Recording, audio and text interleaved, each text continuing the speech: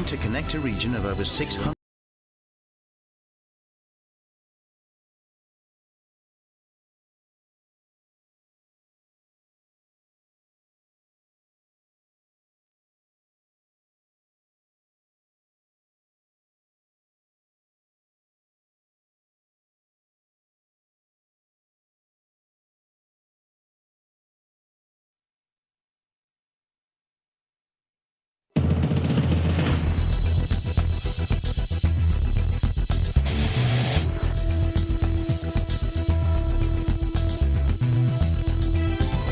We're working to connect a region of over 600 bridges between our lands.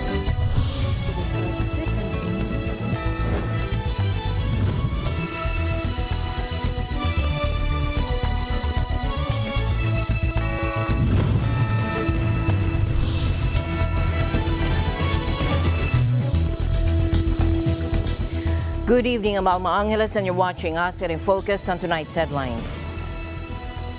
President Marcos Jr. said the country will now disengage with the International Criminal Court as it continues to pursue its probe on the killings in the Duterte administration's war against illegal drugs. The Philippines is eyeing to deposit the instrument of ratification for the Regional Comprehensive Economic Partnership on or before April 3, and the implementation will be around June. Vietnam's economic growth slowed in the first quarter of the year as exports slumped due to reduced consumer demand. And the Kyoto News Agency reported that Japan, the U.S., and the Philippines are preparing to establish a formal framework for high-level ministerial talks on security matters.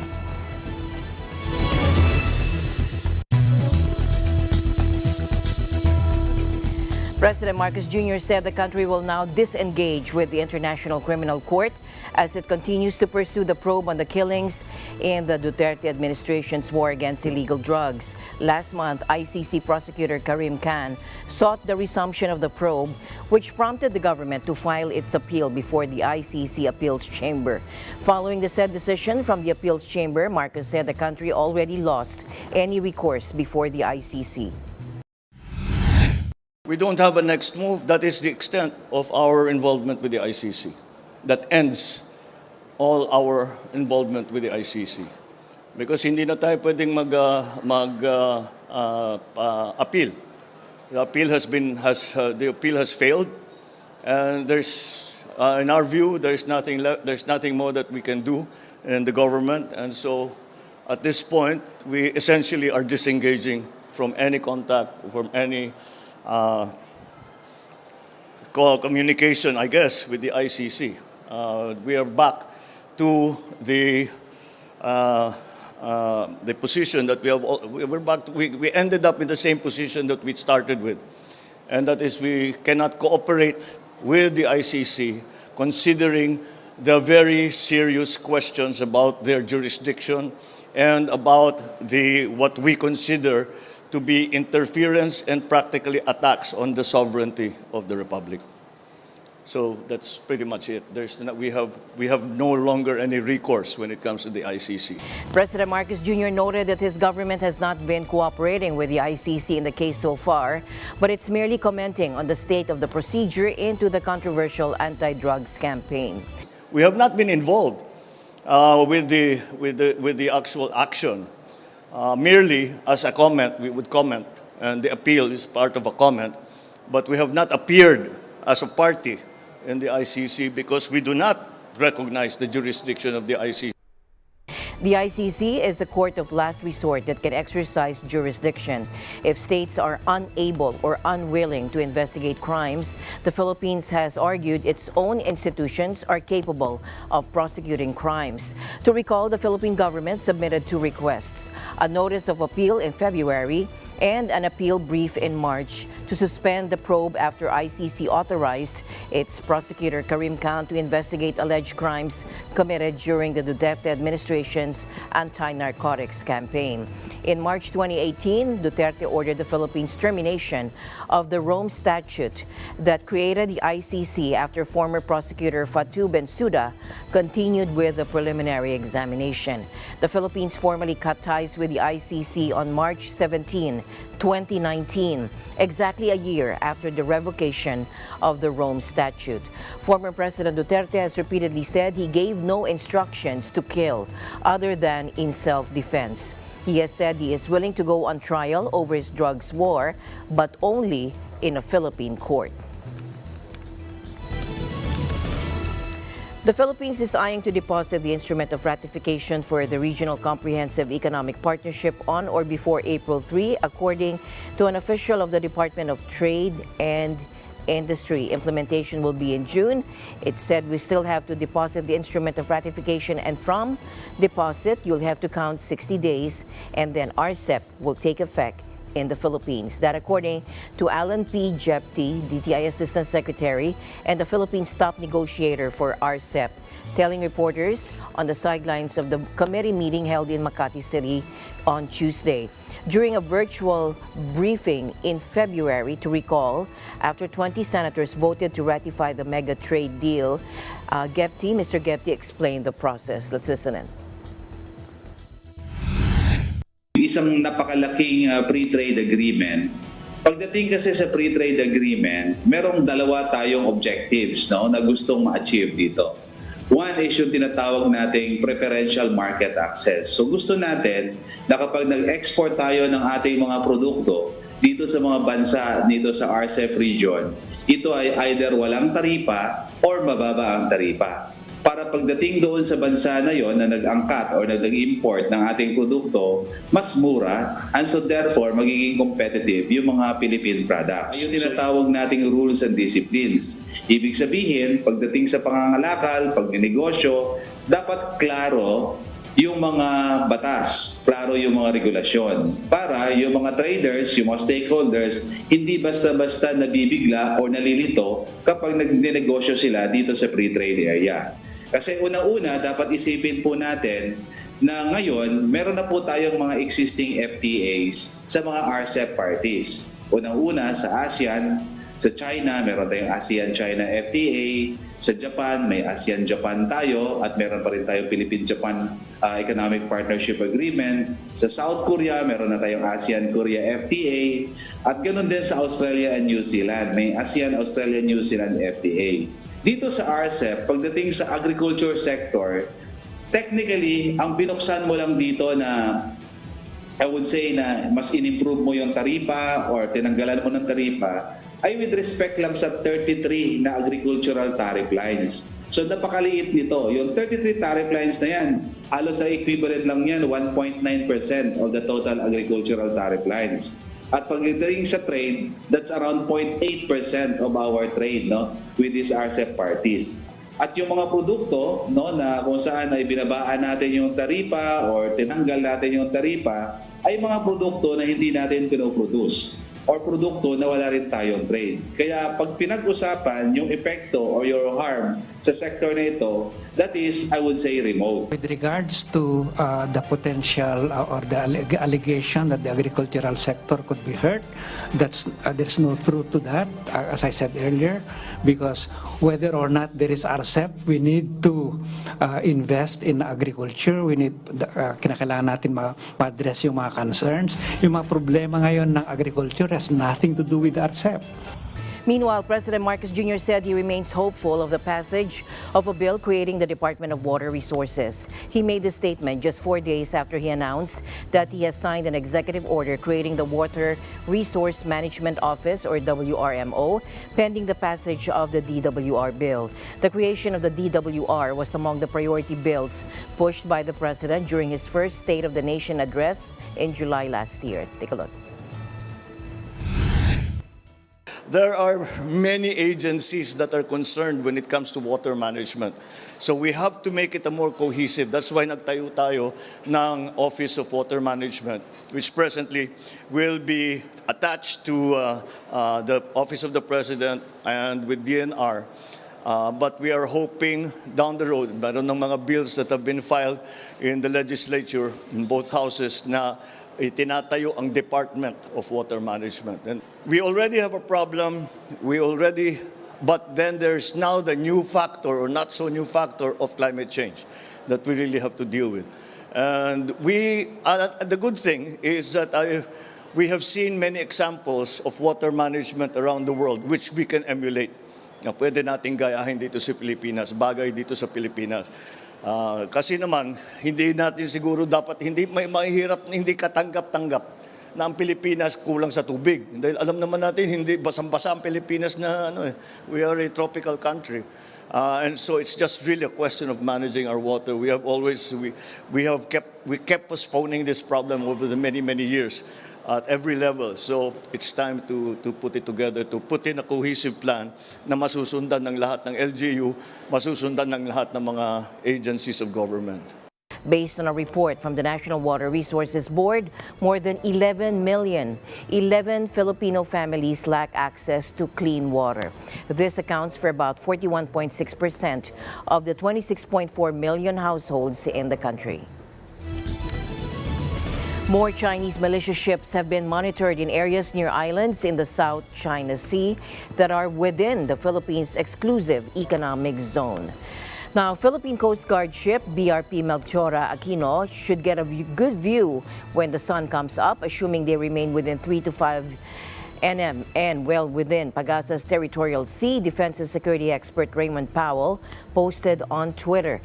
He said 15 probable China maritime militia and/or fishing ships were visible in Iroquois Reef, which is inside the Philippines' EEZ and 125 nautical miles from the Palawan coast.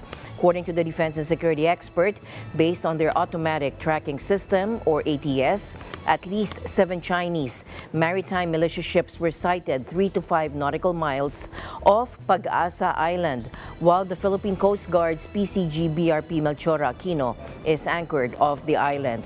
Earlier this month, the PCG reported a decrease in the number of suspected Chinese maritime militia vessels on Pag-asa Island. The PCG said the observation was made during its maritime domain awareness flight over Pag-asa Island, Ayungin Shoal, and Sabina Shoal. Only 15 vessels were spotted this time, down from the 42 that were seen earlier this month, anchored off the Philippine-administered island in the West Philippine Sea. Beijing claims sovereignty over almost the entire South China Sea, including the Spratlys, ignoring an international ruling that its claims have no legal basis. In the past decade, it has ripped up thousands of hectares of reef in the archipelago to create militarized islands with runways, ports, and radar systems. To assert its claims, hundreds of Chinese Coast Guard and other vessels patrol the waters, swarming reefs, harassing and attacking fishing and other boats. They also try to expel non-Chinese planes from the airspace overhead. A controversial gold mine in Thailand restarted operations more than 6 years after the government forced it to close over health and environmental concerns. The Chatri complex, which straddles 3 rural provinces in the kingdom's north, had been dogged by legal disputes and protests by villagers who said it poisoned crops and livestock. The Thai government at that point, a military junta, ordered the open-cut mine to halt operations in May 2016 in a rare win for environmental campaigners. เรายังรู้สึกว่ามันไม่ใช่ความจริงเนาะแล้วก็พอถึงจุดๆนึงอะค่ะ พอถึงจุดๆนึงความฝันที่เราวาดไว้เนาะจะมีบ้านมีรถมีครอบครัวที่ดีอะค่ะมันถูกปิดกั้นไปเลยพังทลายไปเลยก็หลัง There was widespread alarm in neighboring communities about a decade ago when mass blood testing found some villagers had elevated levels of heavy metals, including arsenic, manganese, and cyanide.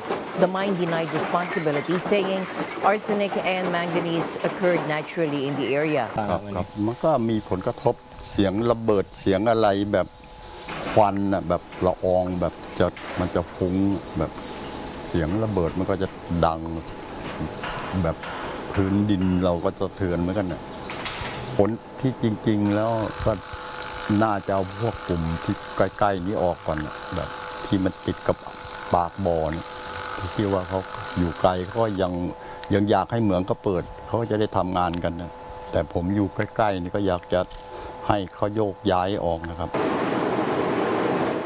The mine's Australian owner, Kingsgate Consolidated, launched arbitration proceedings seeking hundreds of millions of dollars in compensation. But after negotiations, the government agreed last year to allow the reopening. The mine, operated by Thai subsidiary Akara Resources and built by its owners as Thailand's largest, poured its first bars of gold-silver alloy processed from ore stockpiled in 2016. Now, Akara Resources mining manager Rob Kennard said the reopening would be a boost for the area. That we will be able to start earning revenue again. So that means we can expand, we can employ more people. There's more opportunities to help the local communities, investing in their livelihoods as well. So it's just one of those things that it's like getting your first paycheck when you start work. It's just one of those very proud, happy moments. Yeah. Currently, what we're doing, obviously, learning from the past, is that education to the locals as well, and us listening to what the locals are saying. So we work with them to make sure that if they do have a complaint about a certain reason, that we address it. Thai academic Natavud Pimpa characterized the mine in 2015 as a lesson in failed community management. He said this week there were signs the company had learned to engage deeply with the community. The Office of the Civil Defense announced that the U.S. government contracted the vessel Pacific Valkyrie that had arrived at Subic Bay, Zambales, to help in the ongoing oil spill containment operations in Oriental Mindoro. The OCD said the ship, which arrived at the port at 7:12 a.m. Tuesday, is equipped with a submersible remotely operated vehicle that can conduct a video and sonar survey of the sunken MT Princess Empress. 4 weeks after a Philippine tanker loaded with 800,000 liters of thick oil sank off the central island of Mindoro, the vessel is still leaking. More than half the oil has been discharged and dispersed over hundreds of kilometers of waters, famed for having some of the most diverse marine life in the world. Experts estimate the two main slicks northwest and southeast of the tanker could span 162 square kilometers. The government estimates at least 5,000 hectares of coral reefs, seaweed, and mangroves have been affected. Mangroves can suffocate if oil covers their roots, while corals, breeding grounds for many fish species, can die or struggle to grow and reproduce if exposed. The Kyoto News Agency reported that Japan, the U.S., and the Philippines are preparing to establish a formal framework for high-level ministerial talks on security matters. Now, according to a report from Kyoto, the three countries are considering holding their first meeting as early as April. Japan, the Philippines, and the U.S. plan to set up a trilateral framework involving their national security advisors. Officials familiar with the matter said recently, amid China's growing military assertiveness in the Indo-Pacific region. Their first discussions under the new scheme may take place as early as April, that according to Eduardo Año, the security advisor to the Philippine president. Another U.S. government source said the trilateral meeting is likely to take place after the U.S. and the Philippines hold security talks involving their foreign and defense ministers in Washington on April 11.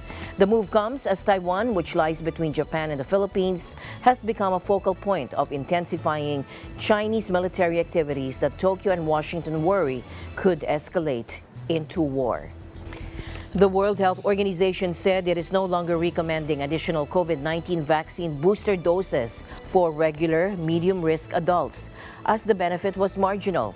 The UN Health Agency Strategic Advisory Group of Experts on Immunization, or SAGE, issued updated recommendations after its regular biennial meeting. When it comes to the medium-risk group, additional booster doses are no longer recommended, according to SAGE Chair Hannah Noynek. The vaccine is safe and it's sufficient against serious disease and death, she said, but for this risk group, while there was no harm in having another shot, the benefit of these additional boosters is actually quite marginal.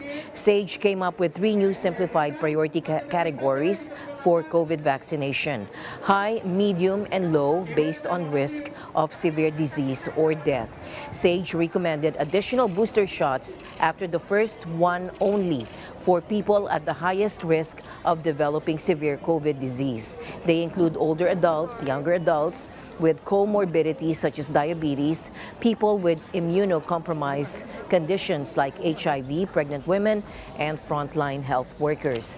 Vietnam's economic growth slowed in the first quarter of the year as exports slumped due to reduced consumer demand, according to authorities today. The communist manufacturing hub's economy expanded by 3.32% in the January to March period, down from 5.05% in the same period of last year. Vietnam is one of the world's largest exporters of clothing, footwear, and furniture, but in the first quarter of this year, the country faced unstable and complicated developments in the world economy, according to the General Statistics Office in a statement. It said the slow recovery of the world economy with a tightening monetary policies in several countries have reduced consumption demands in major trade partners, and this created an impact on Vietnam's imports and exports volume. Vietnam earned $79 billion from exports in the quarter, down 11.9% year-on-year. According to the statement, shipments of smartphones were down 15% and electronic shipments decreased by 10.9% during those months. Commodity and export-dependent economies like Vietnam are particularly vulnerable to slowing export demand, including from China, according to the World Bank in an earlier report. More than 630,000 factory workers lost their jobs or had their hours cut in Vietnam last year, according to the Labor Ministry. The bank predicted Vietnam's economic growth for 2023 would be at 6.3%, down from 8% in 2022. In other news beyond the region, South Korea and U.S. carried out joint amphibious landing drills in Pocheon, South Korea. The Sangyeong exercise runs through Monday. Let's listen in. 이번 훈련으로 한미 해병대의 견고한 동맹과 연합 방위 태세를 다시 한번 확인할 수 있었습니다. This exercise is designed for the combined defense of the Korean Peninsula, and that's important to us. It's important for the regional stability. Equally important is the interaction that we have with the Marines and sailors from the Republic of Korea Navy and Marine Corps. Now, the South Korean and U.S. militaries announced they will hold their biggest joint field exercises in 5 years later this month. Washington and Seoul have been showing their firepower through an increased number of exercises, all of which the two allies say are defensive in nature. The North has threatened to take unprecedentedly strong action against such exercises. It's likely that it will respond to the upcoming training with missile tests because it views it as an invasion rehearsal. Meanwhile, North Korean state media was releasing pictures of leader Kim Jong-un inspecting what it claimed were nuclear weapons and calling on his forces to be able to use them anytime and anywhere. Finally, in our news, we meet the amazing Blake Dama, an 8-year-old gymnast and a Filipino pride in the recently concluded Moose Games, the largest invitational gymnastics meet held in Bangkok, Thailand. This 8-year-old amazing Filipino gymnast bagged 4 golds. Here's Crystal Mapa from our Thailand Bureau. Francesca Blake M. Dama, an 8-year-old gymnast, proudly raised the Philippine flag by winning not just 1, not 2, but 4 gold medals in Moose Games, the largest invitational gymnastics meet internationally that was recently held in Bangkok, Thailand. We had an opportunity to get to know more of Blake and her proud mother. First, sobrang proud ako sa kanya and sa mga teammates niya kasi alam ko yung pagod nila every training. Tsaka syempre, at the young age, parang iniisip ko minsan tayo nga napapagod pag nag-workout. What more pa yung mga ginagawa nila. Which is, hindi ko din kasi nakikita kay Blake minsan na yung napapagod na siya, yung gano'n. They also shared how Blake managed to train and study at the same time and how she trained during the pandemic. Everyday training, 3 hours per day talaga yung ginagawa nila. Especially pag malapit na yung competition. Very considerate naman yung gym nila, yung team nila na kung anong oras sila matatapos for school and then right after, saka lang sila magte-training. And nung pandemic, siguro naghanap din siya ng libangan. Nabanggit niya sa akin yung gymnastics ulit. Good thing, merong online training na pag-zoom lang. By Zoom lang. Tapos, sasabihin lang ng coaches kung anong gagawin mo. Tapos, kung how many seconds yung gagawin mo. For example, magka-handstand ka, ganyan. Ganon. And then, finally, nag-face-to-face na sila ng training. Kaya bumalik na siya. Then, siguro 1 month after niyang bumalik sa training, sinalang na siya sa competition. And here is Blake's secret to success. Don't give up on your dreams and always follow your parents. From Bangla, Thailand, I am Crystal Mapa.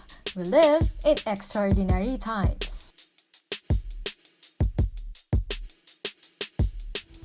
As my usual habit, I'd like to end the day on a positive note. Let's encourage and build each other up so that no one is left behind. And that's it for tonight's broadcast. I'm Alma Angela. Stay in the news because we live in extraordinary times. Good night.